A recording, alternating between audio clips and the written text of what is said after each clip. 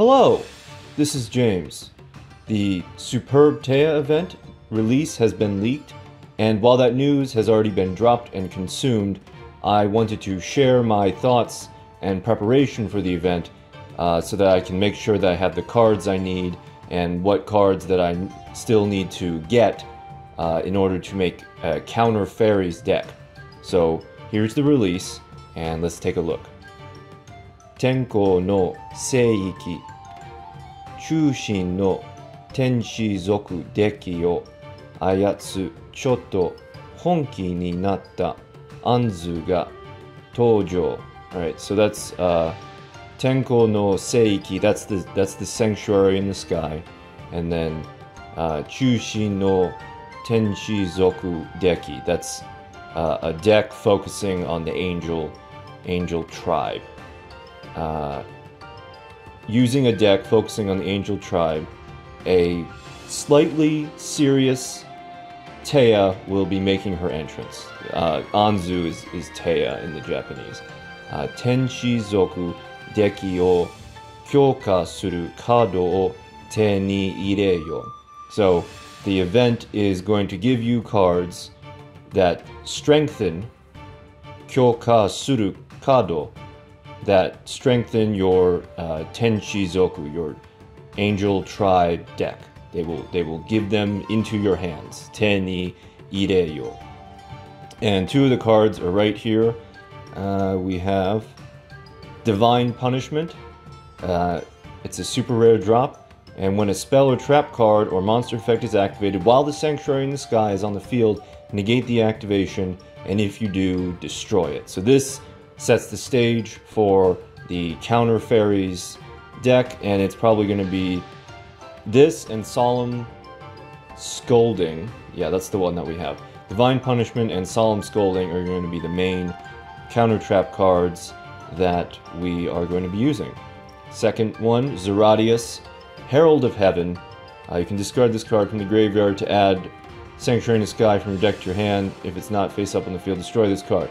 It's a pretty reasonable restriction for a free 2100 attack point monster. And it's also a super rare drop. But since these two are the banner cards, we'll probably be getting them as you'll get one as a reward, right? If you win against her whatever 7 or 10 times, then you'll get one. If you win against her 15 times, you'll get the other. So that's pretty neat. And so this is mainly what I wanted to give people a heads up about is Sanctuary in the Sky. Now, when I first saw this about the Sanctuary in the Sky, I thought, oh, I'm gonna hurry up and use my rare tickets, because I only have one Sanctuary in the Sky. I'm gonna use my rare tickets to get the other two, so I can hurry up and make the decks. But I'm not sure if they're going to give us Sanctuary in the Sky as part of the event, which I could see them doing, I could see them not doing. It would be entirely reasonable. So what I would say is save your rare tickets until you see, and then if we don't get Sanctuary in the Sky and you really want to make a counter fairies deck, you'll have the rare tickets.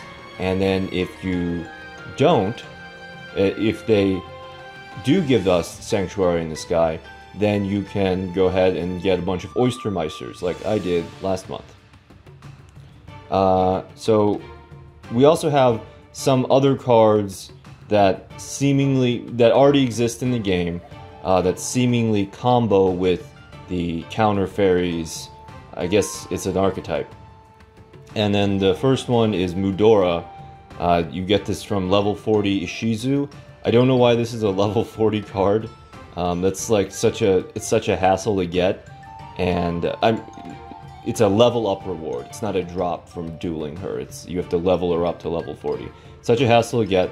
Card gains 200 attack for each fairy type monster in your graveyard, and so this actually has synergy with Zeratius because you discard him and he's a fairy in the graveyard, and Mudora gains 200 attack right there.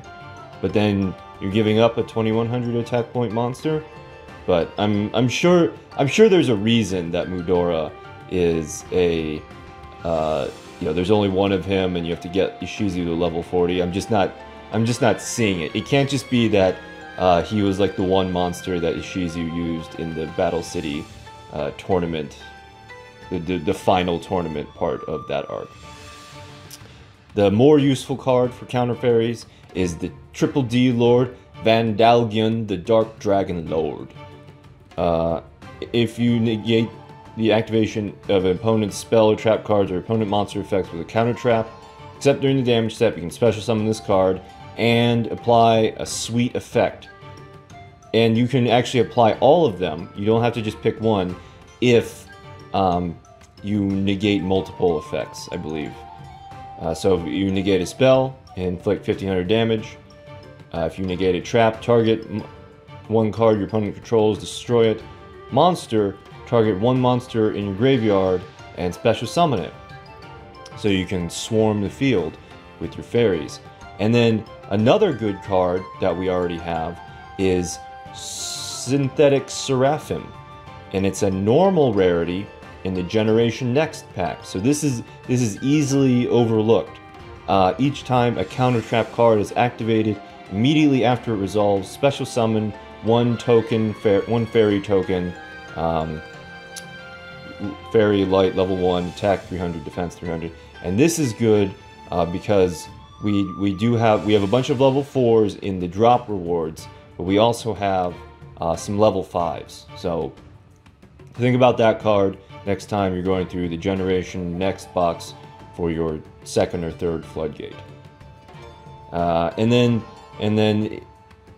So this and then the next couple are along with Mudora on like the iffy maybe pile.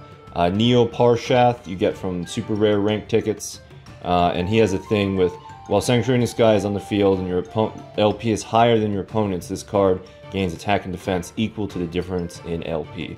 This guy is kind of situational, he's kind of tough to use, but he is a pretty neat boss monster.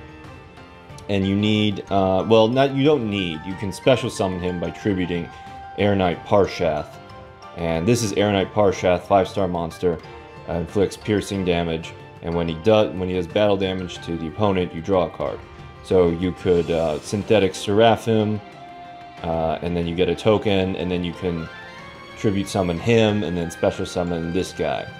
So that's pretty neat, but the fairy cards that we're going to get from the event are definitely better than either of the Parshaths. And this is a card trader card that I have been skipping. I've been like, I don't want to use my super rare gems on this card. I don't really need it. So maybe consider, because there's just going to be a flood of counter fairies decks, and they're all going to use this card. Bountiful Artemis, every time a counter trap is activated, immediately after it resolves, draw a card. Pretty simple. It's expensive at the card trader, but I would assess the battle efficacy of the counter fairies before investing scarce card trader resources, because I hate it when he says, "Oh, you need more items." Silliness. Here's a card we can get for free. The Single D Lord, Dark Volantis, Yami Bakura, Farm, super rare card. After one counter trap card you control has been activated and has resolved, you can tribute one dark monster to special summon this card from your hand. If this card is special summoned this way, destroy one card on the field. Good for killing the opponent's momentum and has some synergy with counter cards. And then, okay, so now we're going to go through some of the, presumably drops from this superb Taya event. I don't know that explicitly, but there's no reason to assume otherwise. So the ultra rare is Meltiel, Sage of the Sky. Each time a counter trap card is activated, immediately after resolves, gain 1000 LP. And if you do, if Sanctuary in the Sky is on the field, destroy one card your opponent controls. Wow. Okay, so that's like a better version of Dark Volantis. That's pretty good, and that makes up. So finally, a monster that makes up for its 1600 attack points with a cool effect. Looking at you, embodiment of Apophis. There's no escaping from its 1600 attack point rage. And then the super rare is, one of the super rares, Harvest Angel of Wisdom. When this card is destroyed by battle and sent to the graveyard, you can target one counter trap in your graveyard, add it to the hand. So that's just like a beater monster, and you get a counter trap as a result of its death. That's neat. Radiant Jurol.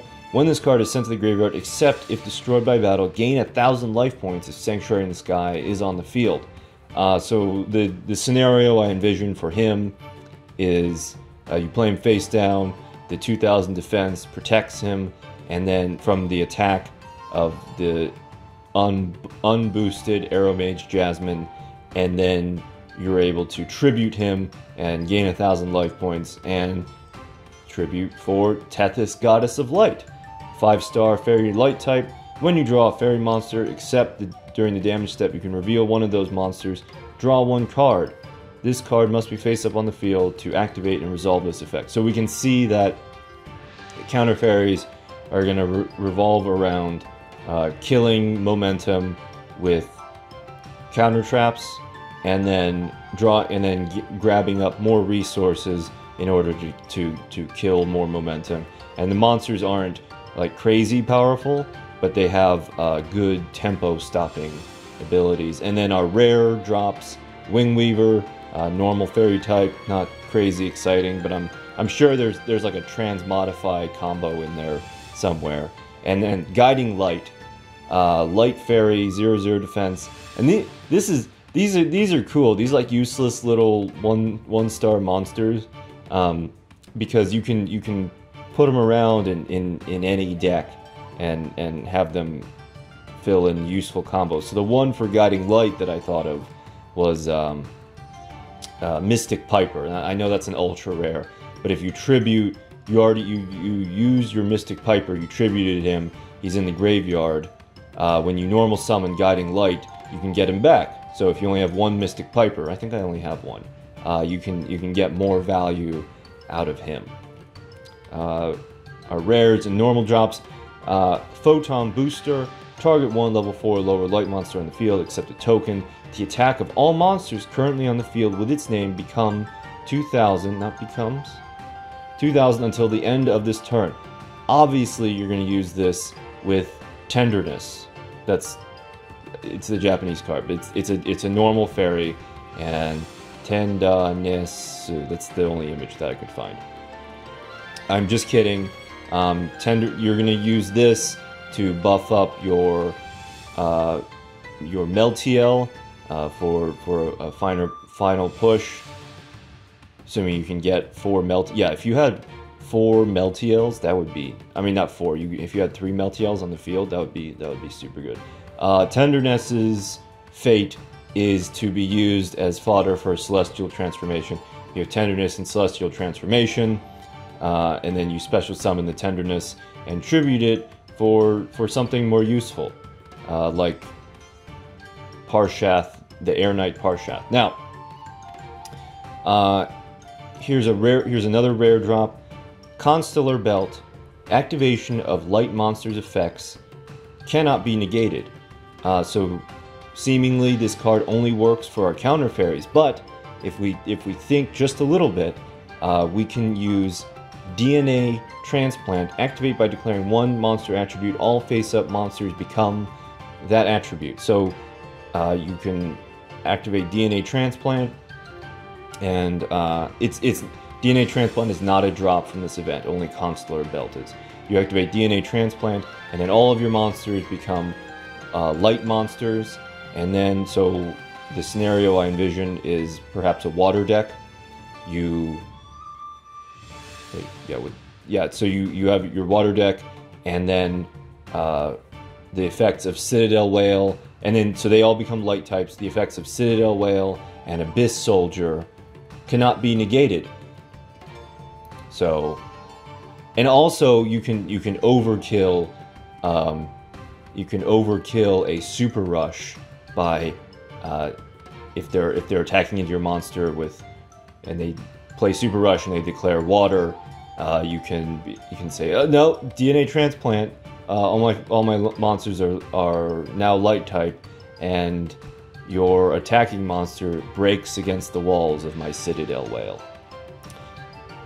Here, okay, so there's double attack, which I don't totally get because we already have a better card. So double attack is another rare drop from the event. Discard one monster card from your hand to the graveyard. Select one monster on your side of the field at a lower level than the discarded monster. The select monster can attack twice in this turn. So it only works for one turn, and the effect is pretty restrictive. When we already have Twin Swords of Flashing Light, you discard any card and equip, and it loses 500 attack, but it can make a second attack during each battle phase. And it works with Released Restraint Wave, but that's getting outside the scope of the video. And then, so now we got to talk about our counter traps. You could use any of these, obviously. You could use 7 Tools of the Bandit, pay 1,000 LP, negate the activation of a trap card, and if you do, destroy it. Magic Drain, when your opponent activates a spell card, they can discard one spell card and negate this card's effect. Otherwise, negate the activation of their spell card, and if you do, destroy it. This picture has always confused me, because it looks like these two guys are the same guy. Maybe it's just the hair, but they look very similar to me. So I'm not sure what's going on there. And then Divine Wrath, monster effect is activate, nuke it, and that's a good thematic card for this deck, and would be way overkill. But these are all ultra rare, so let's look at some cheap options. Solemn Scolding. Okay, I was right.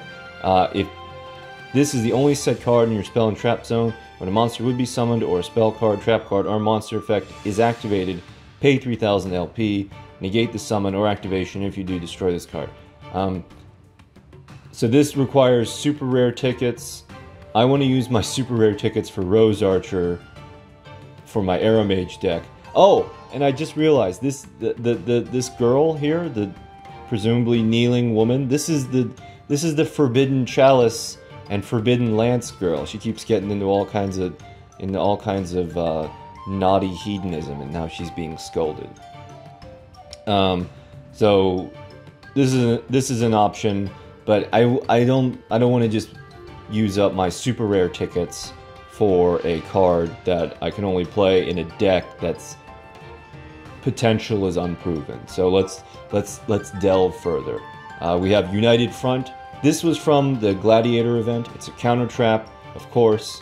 When a trap card is activated while you control 2 or more face-up monsters with the same level, negate the activation and destroy it. So there's a lot of level 4, Bountiful Artemis, and then the okay, I guess Mudora, Zeradius, and the good one, yeah, Meltiel, Harvest Angel, Radiant Girl, not you, Tethys. A lot of level 4 monsters, so that's going to be a good good card for this deck. Trap Marmalade, the savior of free-to-play players. Like a while ago, Trap Jammer hasn't been competitively relevant for a while, but it was always good when your opponent had 3 mirror walls and you were just able to block it with your cheapy Trap Jammer. So this is also a good card, and I'm excited to be able to play it once more. Ultimate Providence, of course, rare from the Crimson Kingdom. When a spell, trap card, monster effect is activated, discard the same type of card. So the thing about these guys is, well, except for maybe Ultimate Providence, but they were too restrictive with like the requirements and the cost. Like, this only works during the battle phase, and only if your opponent doesn't pin it first. So, but the counter fairies, by giving us extra resources, by using their effects to draw cards and destroy your opponent's cards, gives these counter trap cards that are at times restrictive, more value. And the Lesser Anubis, a rare from the Ultimate Rising pack. When your opponent activates a spell card that would destroy a spell trap on the field, discard one card, negate the activation. See, you always have to discard a card. Discard a card, discard a card. Alright, that one you don't have to. That one you need 2 monsters.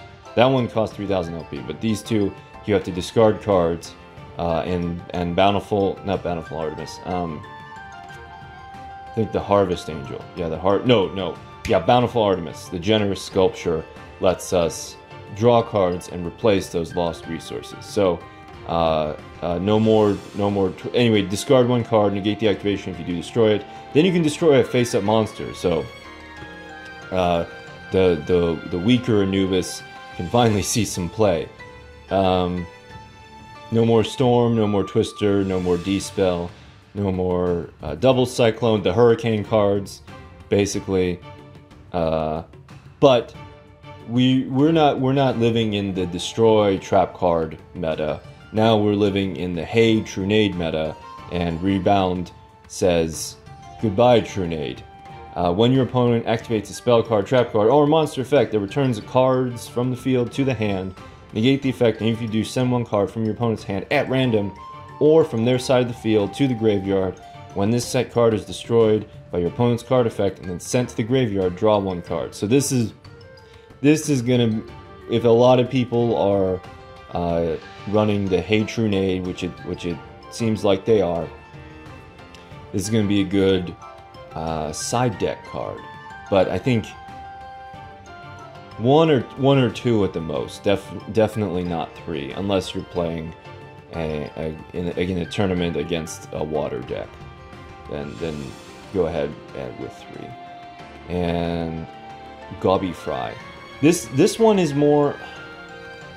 Correct me if I'm wrong, but pay 500 life points, negate the activation of a spell card, and return it to the owner's hand. So they can just. Wait, can you chain these two? They can just play the spell card again. So I think that it's a drop from Odeon. This is just a cheap, restrictionless way to get out your Dark Volantis, or the other one, yeah, the Triple D Lord, or get Meltiel's effect. Yeah, so if you have Meltiel, every time your opponent activates a spell card, you just pop the counter trap, and then you can destroy a card and gain 1,000 life points if Sanctuary of the Sky is on the field. So I think that's what that's good for. And finally, Riryoku Field. When a spell card that targets exactly one monster on the field and no other cards is activated, negate the activation, and if you do, destroy it. When everybody had tons of enemy controllers and I had no enemy controllers, I loved this card just as much as Trap Jammer, but again, it is not flexible enough for the current meta of Duel Links. So hopefully Counter Fairies can give this some more value, and Guy Pearce can finally get a good role in a superhero movie where he doesn't have a lame off-screen death. Thank you for watching.